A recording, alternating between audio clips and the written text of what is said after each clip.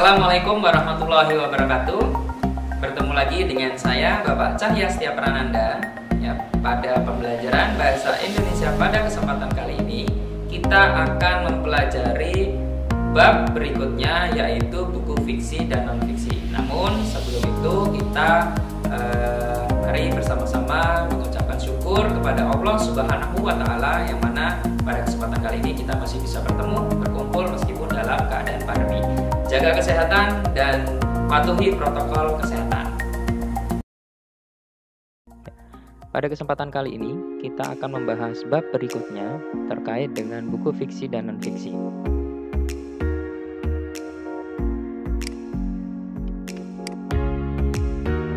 Ada beberapa poin yang akan kita bahas pada bab ini. Yang pertama, butir penting buku fiksi dan nilai-nilai pada buku fiksi. Kemudian, kesan pribadi terhadap buku ilmiah yang dibaca. Setelah itu, kita akan mencari pesan dari buku fiksi yang kita telah baca. Kemudian yang terakhir, kita akan mengulas buku fiksi. Nah, kompetensi dasar yang akan kita capai pada kesempatan kali ini, sesuai dengan silabus pada 3.7, yakni menemukan butir-butir penting dari satu buku pengayaan non-fiksi yang dibaca. Selain itu juga ada keterampilan yang akan kita capai sesuai dengan silabus pada 4.7, yakni menyusun laporan butir-butir penting dari satu buku pengayaan atau buku non-fiksi. Nah, adapun tujuan pembelajaran yang akan kita bahas pada kali ini, ya, diantaranya ada menentukan unsur penting dari buku non-fiksi, kemudian mempertunjukkan kesan pribadi terhadap buku ilmiah. Selain itu juga ada menganalisis pesan dari buku fiksi, kemudian yang terakhir menyusun ulasan terhadap pesan dari buku fiksi. Namun pada pembelajaran kali ini kita akan fokus ke salah satu saja. Nah, ada integrasi intak, yakni maka ingatlah nikmat-nikmat Allah supaya kamu mendapat keberuntungan.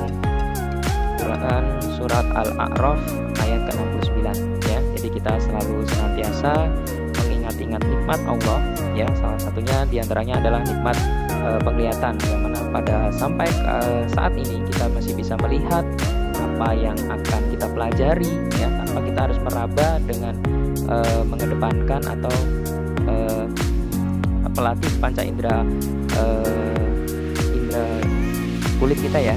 Seperti itu, maka dari itu kita harus banyak-banyak bersyukur kita masih bisa diberi penglihatan, sehingga pada kesempatan kali teman-teman masih bisa menyaksikan video pembelajaran ini. Nah, pada kesempatan kali ini pada poin A, butir-butir penting buku fiksi dan non-fiksi, ada beberapa poin. Yang pertama, definisi buku fiksi dan non-fiksi.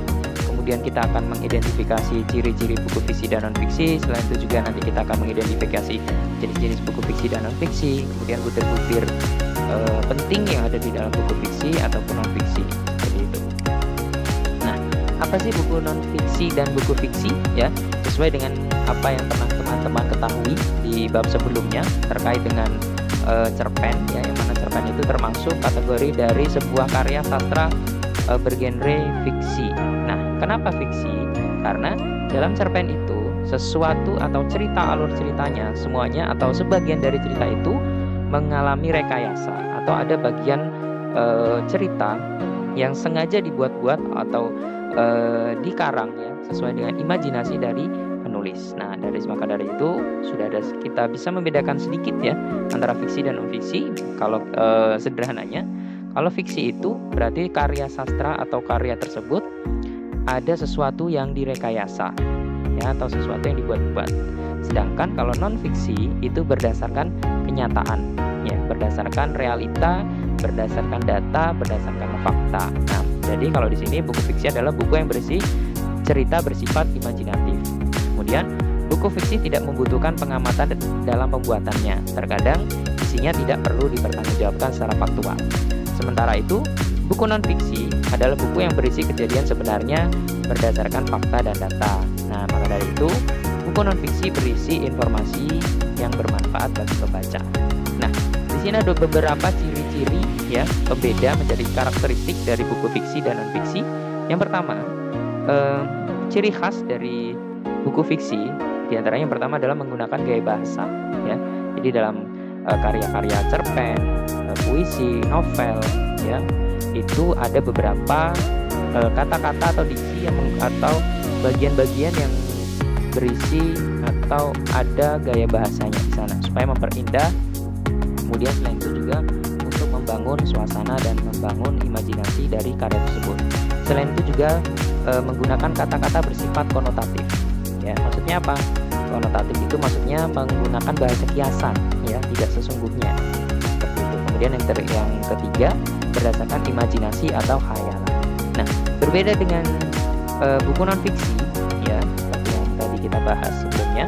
Jadi buku non-fiksi ini menggunakan gaya bahasa formal, ya, karena identik dengan karya-karya ilmiah, ya, berdasarkan data, berdasarkan kenyataan, ya, berdasarkan data-data apa yang ada di lapangan. Makanya supaya bisa diakses atau supaya bisa dibaca oleh kalangan umum, ya, penggunaan gaya bahasanya pun harus formal, seperti itu. Kemudian selain itu juga menggunakan kata-kata yang bersifat denotatif atau apa adanya atau sebenarnya supaya tidak mengalami multi tafsir, seperti itu. Kemudian yang ketiga, berdasarkan fakta di lapangan, ya, karena ini dapat dipertanggungjawabkan, ya. Jadi ada sedikit perbedaan antara buku non-fiksi dan fiksi. Kemudian berbentuk tulisan ilmiah populer. Kemudian yang terakhir berupa ide baru atau menyempurnakan ide-ide yang pernah ditulis sebelumnya, seperti itu. Kemudian jenis buku fiksi dan non-fiksi. Nah, ini tentu teman-teman semuanya mengetahui atau pernah membaca, ya, atau bahkan pernah membuat, ya, di sini. Nah, ini ada penggolongan buku fiksi dan non-fiksi. Nah, buku fiksi diantaranya ada novel, roman, kemudian kumpulan cerpen, kumpulan puisi, ya, atau drama, ya.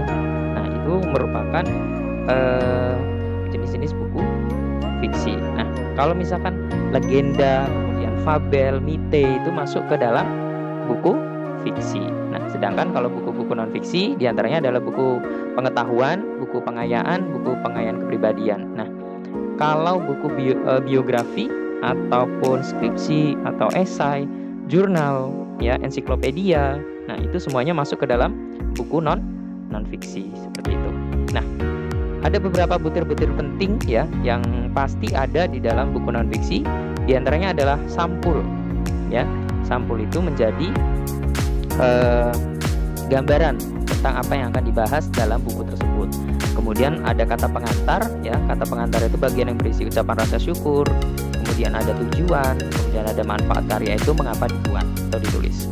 Kemudian selanjutnya ada daftar isi, ya. Jadi daftar isi itu sebuah halaman, ya, biasanya 1 halaman atau bisa 2 halaman, ya, yang menjadi petunjuk isi pokok dalam sebuah makalah atau buku, ya. Daftar isi itu ibarat sebuah peta yang menunjukkan letak-letak bagian buku. Kemudian selain itu isi buku, ya, isi buku itu pembahasan tentang topik yang dibahas di dalam buku tersebut. Kemudian daftar pustaka. Daftar pustaka itu suatu susunan tulisan di akhir sebuah buku, ya, yang isinya berupa nama penulis, judul tulisan, penerbit, identitas, tahun terbit, ya, dan sebagainya. Kemudian selain itu ada glosarium.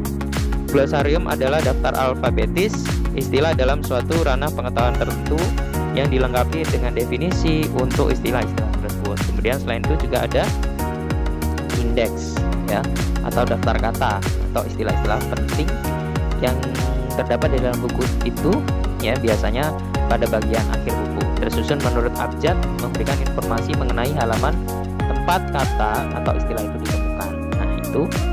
Kemudian berbeda dengan tadi, ya, buku non-fiksi, ada beberapa butir-butir penting yang ada di dalam buku non-fiksi. Di antaranya ada unsur intrinsik dan unsur ekstrinsik. Unsur intrinsik itu diantaranya ada tema, amanat, tokoh, penokohan, sudut pandang, dan latar. Nah, tentu ini sudah kita bahas di bab sebelumnya, di bab keempat, ya. Tema, seperti yang teman-teman ketahui, tema itu adalah ide atau gagasan yang melatar belakangi suatu cerita pendek. Oleh karena itu, tema sering disebut dengan sebagai ruh atau nyawa dari sebuah cerpen. Kemudian selain itu ada amanat. Amanat itu pesan moral atau pelajaran yang bisa diambil dari cerpen atau novel, ya, seperti itu. Kemudian tokoh, ini ada sedikit perbedaannya. Jadi tokoh itu adalah orangnya atau pelakunya. Sedangkan kalau penokohan itu adalah karakternya, sifatnya, wataknya, ya seperti itu. Kemudian ada sudut pandang atau ada istilah lainnya point of view. Itu adalah arah pandang seorang penulis dalam menyampaikan sebuah cerita, ya, atau dengan kata lain didefinisikan sebagai cara penulis memandang atau menempatkan dirinya dalam sebuah cerita, ya. Jadi bisa sebagai orang pertama, orang ketiga, atau orang yang campuran. Kadang dia menceritakan diri sendiri, kadang dia menceritakan orang lain, ya, seperti itu. Kemudian selanjutnya adalah latar, ya, atau setting, mengacu pada waktu, suasana, dan tempat terjadinya cerita tersebut. Nah, latar akan memberikan persepsi konkret pada sebuah cerita atau novel ataupun cerpen seperti itu. Nah, ada 3 jenis latar, yakni tempat, waktu, dan suasana seperti itu.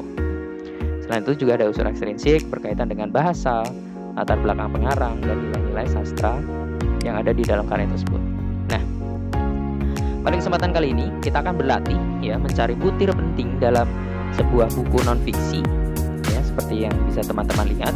Ini ada satu buku dengan judul 7 jenis kayu penghasil rupiah, ya, yang ditulis oleh Dadan Mulyana dan Ceng Asmar Rahman, yang ditulis pada bulan September tahun 2010, diterbitkan oleh Agromedia Pustaka penerbitnya.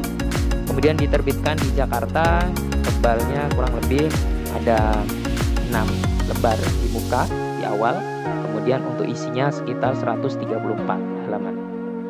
Nah, saya bacakan untuk gambaran dari isi buku tersebut, ya. Kebutuhan terhadap sumber daya hutan semakin meningkat seiring dengan semakin bertambahnya jumlah penduduk. Peningkatan ini terjadi akibat kenaikan permintaan hasil hutan sebagai bahan kayu olahan seperti perkakas, kayu bakar, dan olahan lainnya. Oleh karena itu, investasi kayu merupakan salah satu peluang usaha yang cukup baik. Indonesia merupakan negara yang memiliki sumber daya hutan yang beraneka ragam, yakni hingga 4.000 jenis kayu. Sebanyak 259 jenis kayu sudah dikenal dalam perdagangan dan dikelompokkan menjadi 120 jenis kayu perdagangan. Nah, industri pengolahan kayu terdiri atas industri hulu dan industri hilir. Industri hulu merupakan industri yang mengolah kayu bulat mentah, ya, menjadi barang setengah jadi atau bahan baku, seperti industri pemotongan kayu atau sawmill. Bahan baku tersebut diolah menjadi barang jadi oleh perusahaan industri kayu hilir seperti perabot rumah dari kayu, molding, dan laminating. Permintaan pasar dari luar negeri terhadap kayu olahan terus meningkat setiap tahun. Ekspor produksi kayu olahan pada 3 bulan pertama tahun 2010 mencapai 3,15 juta meter kubik. Sementara itu, permintaan ekspor kayu olahan tahun lalu periode yang sama hanya sebesar 230 meter kubik. Selain di luar negeri, industri kayu olahan juga terdapat di dalam negeri. Adanya industri kayu olahan ini dapat menyerap tenaga kerja dan menciptakan peluang kerja. Umumnya, perusahaan yang bergerak di sektor olahan adalah perusahaan skala kecil dan menengah. Pemerintah juga mendukung pengembangan sektor olahan ini dengan membentuk program kemitraan antara usaha menengah atau besar dengan usaha kecil. Nah, dari apa yang telah saya baca tadi, dari 2 slide ini, nah, teman-teman tentu bisa atau telah menemukan beberapa poin pentingnya. Nah, sudah saya cari, atau coba teman-teman cari dulu, ya, ada poin-poin apa saja yang bisa teman-teman ketahui. Oke, saya beri waktu 10 detik dari sekarang.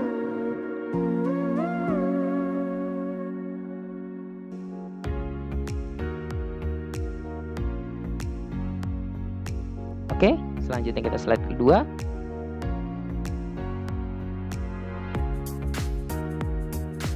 Nah, kalau sudah teman-teman dapati, nah sekarang kita cek untuk beberapa informasi yang telah saya himpun.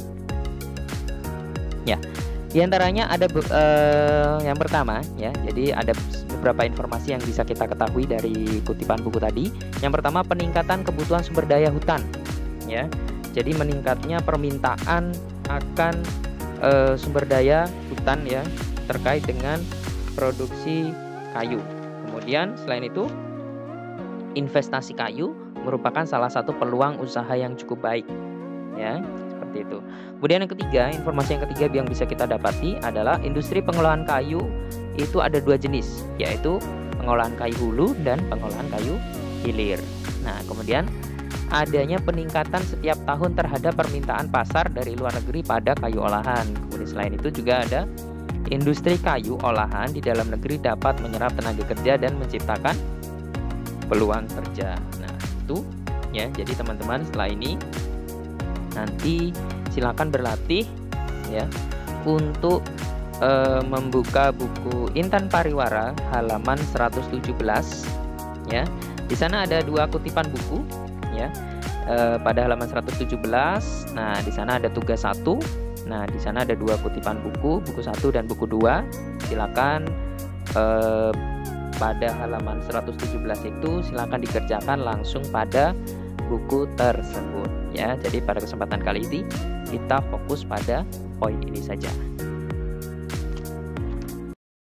Demikian materi pembelajaran pada kesempatan kali ini. Semoga bermanfaat untuk kita semua. Apabila saya tadi ada salah kata ataupun salah sikap, saya mohon maaf.